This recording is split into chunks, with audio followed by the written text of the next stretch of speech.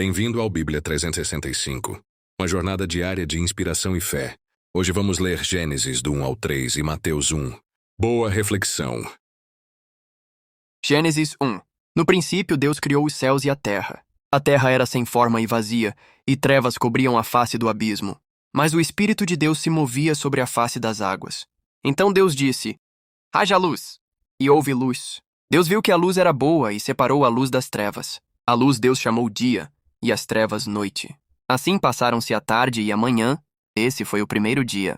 No segundo dia Deus disse: haja entre as águas um firmamento que separe águas de águas. E assim foi. Deus fez o firmamento e separou as águas, que estavam abaixo do firmamento, das águas que estavam acima. Ao firmamento Deus chamou céu. Passaram-se a tarde e a manhã. Esse foi o segundo dia. No terceiro dia Deus disse: ajuntem-se em um só lugar as águas que estão debaixo do céu, e apareça a parte seca. E assim foi. A parte seca Deus chamou terra, e ao conjunto das águas, mares. E Deus viu que isso era bom. Então Deus disse: cubra-se a terra de vegetação, plantas que dão sementes e árvores que produzem frutos, cada uma segundo a sua espécie. E assim foi. A terra fez brotar toda a vegetação, plantas com sementes e árvores frutíferas. E Deus viu que isso era bom.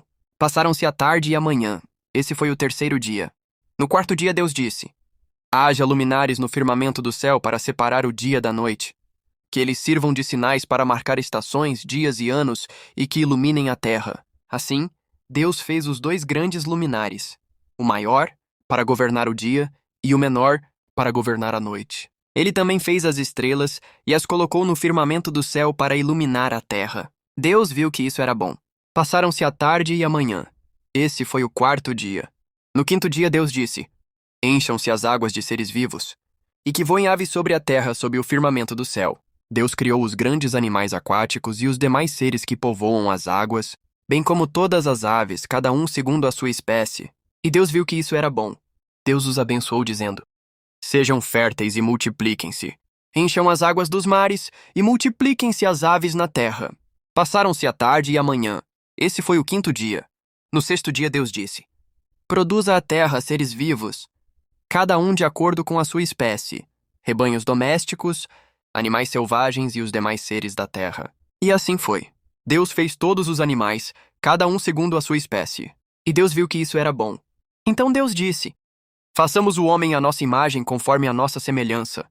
Que ele domine sobre os peixes do mar, as aves do céu, os animais grandes e os pequenos seres que se movem pela terra. Assim Deus criou o homem à sua imagem, homem e mulher os criou.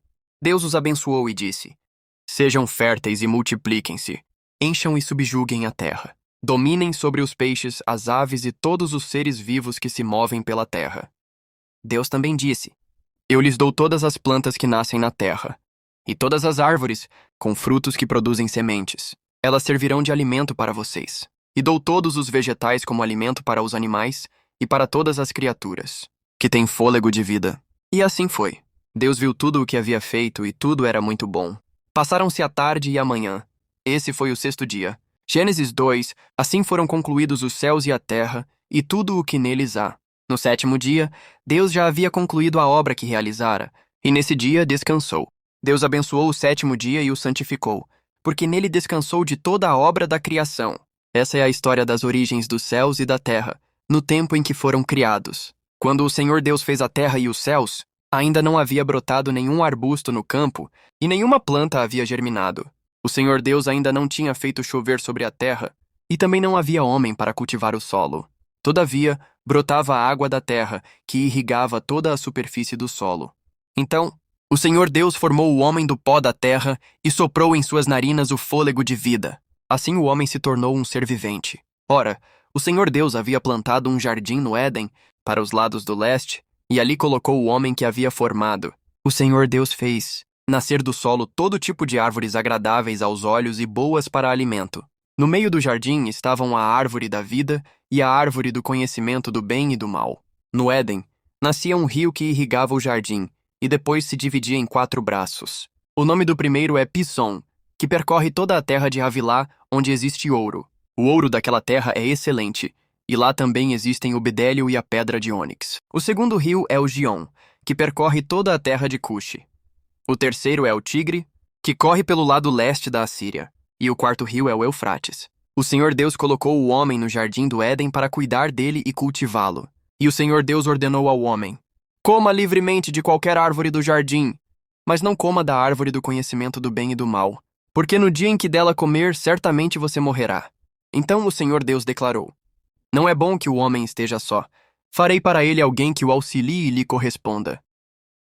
Depois que formou da terra todos os animais do campo e todas as aves do céu, o Senhor Deus os trouxe ao homem para ver como este os chamaria. O nome que o homem desse a cada ser vivo, esse seria o seu nome. Assim o homem deu nomes a todos os rebanhos domésticos, às aves do céu e a todos os animais selvagens. Todavia, não se encontrou para o homem alguém que o auxiliasse e lhe correspondesse. Então o Senhor Deus fez o homem cair em um profundo sono, e, enquanto ele dormia, tirou-lhe uma das costelas, fechando o lugar com carne. Com a costela que havia tirado do homem, o Senhor Deus fez uma mulher e a trouxe a ele. Disse então o homem: esta, sim, é osso dos meus ossos e carne da minha carne. Ela será chamada mulher, porque do homem foi tirada. Por essa razão, o homem deixará pai e mãe e se unirá à sua mulher, e eles se tornarão uma só carne. O homem e sua mulher viviam nus, e não sentiam vergonha. Gênesis 3. Ora, a serpente era o mais astuto de todos os animais selvagens que o Senhor Deus tinha feito. E ela perguntou à mulher: foi isto mesmo que Deus disse: não comam de nenhum fruto das árvores do jardim? A mulher respondeu à serpente: podemos comer do fruto das árvores do jardim. Mas Deus disse: não comam do fruto da árvore que está no meio do jardim, nem toquem nele. Do contrário, vocês morrerão. Disse a serpente à mulher: certamente não morrerão. Deus sabe que no dia em que dele comerem, seus olhos se abrirão, e vocês serão como Deus, conhecedores do bem e do mal. Então, a mulher viu que a árvore parecia agradável ao paladar, era atraente aos olhos, e além disso, desejável para dela se obter discernimento. Assim, tomou do fruto, comeu-o e deu ao seu marido, que também comeu. Os olhos dos dois se abriram e perceberam que estavam nus. Então juntaram folhas de figueira para cobrir-se.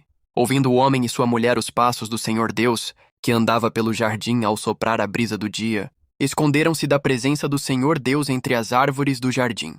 Mas o Senhor Deus chamou o homem, perguntando: onde está você?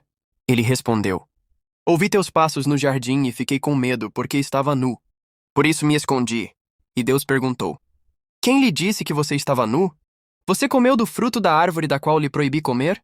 Disse o homem: foi a mulher que me deste por companheira, que me deu do fruto da árvore. E eu comi. Então o Senhor Deus perguntou à mulher: que foi que você fez?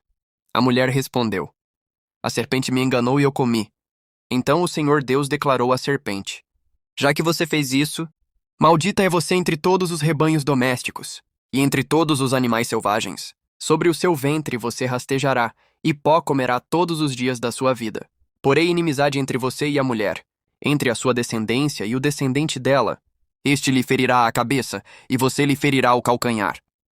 A mulher ele declarou: multiplicarei grandemente o seu sofrimento na gravidez. Com sofrimento você dará à luz filhos. Seu desejo será para o seu marido, e ele a dominará. E ao homem ele declarou: visto que você deu ouvidos à sua mulher, e comeu do fruto da árvore, da qual eu lhe ordenara que não comesse, maldita é a terra por sua causa. Com sofrimento você se alimentará dela todos os dias da sua vida. Ela lhe dará espinhos e ervas daninhas, e você terá que alimentar-se das plantas do campo. Com o suor do seu rosto você comerá o seu pão, até que volte à terra, visto que dela foi tirado. Porque você é pó e ao pó voltará. Adão deu à sua mulher o nome de Eva, pois ela seria mãe de toda a humanidade. O Senhor Deus fez roupas de pele, e com elas vestiu Adão e sua mulher. Então o Senhor Deus disse: agora o homem se tornou como um de nós, conhecendo o bem e o mal. Não se deve, pois, permitir que ele também tome do fruto da árvore da vida e o coma, e viva para sempre.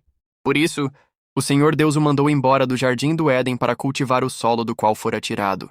Depois de expulsar o homem, colocou a leste do jardim do Éden querubins e uma espada flamejante que se movia, guardando o caminho para a árvore da vida. Mateus 1. Registro da genealogia de Jesus Cristo, filho de Davi, filho de Abraão. Abraão gerou Isaque. Isaque gerou Jacó. Jacó gerou Judá e seus irmãos. Judá gerou Pérez e Zerá, cuja mãe foi Tamar. Pérez gerou Esrom. Esrom gerou Arão. Arão gerou Aminadab. Aminadab gerou Naasson. Naasson gerou Salmão. Salmão gerou Boaz, cuja mãe foi Raabe. Boaz gerou Obed, cuja mãe foi Ruth. Obed gerou Jessé, e Jessé gerou o rei Davi. Davi gerou Salomão, cuja mãe tinha sido mulher de Urias. Salomão gerou Roboão. Roboão gerou Abias. Abias gerou Asa. Asa gerou Josafá. Josafá gerou Jorão. Jorão gerou Uzias. Uzias gerou Jotão. Jotão gerou Acás. Acás gerou Ezequias. Ezequias gerou Manassés. Manassés gerou Amon. Amon gerou Josias. Josias gerou Jeconias e seus irmãos no tempo do exílio na Babilônia. Depois do exílio na Babilônia, Jeconias gerou Salatiel.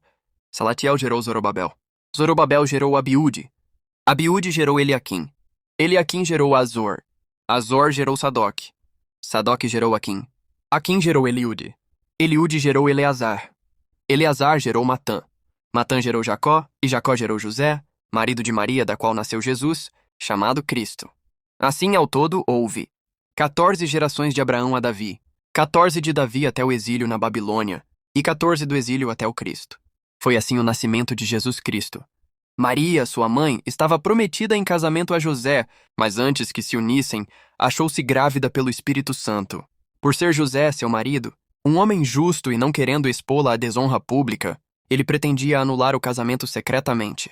Mas depois de ter pensado nisso, apareceu-lhe um anjo do Senhor em sonho e disse: José, filho de Davi, não tema receber Maria como sua esposa, pois o que nela foi gerado procede do Espírito Santo. Ela dará à luz um filho, e você deverá dar-lhe o nome de Jesus, porque ele salvará o seu povo dos seus pecados. Tudo isso aconteceu para que se cumprisse o que o Senhor dissera pelo profeta. A virgem ficará grávida e dará à luz um filho, e lhe chamarão Emanuel, que significa Deus conosco. Ao acordar, José fez o que o anjo do Senhor lhe tinha ordenado e recebeu Maria como sua esposa, mas não teve relações com ela enquanto ela não deu à luz um filho. E ele lhe pôs o nome de Jesus.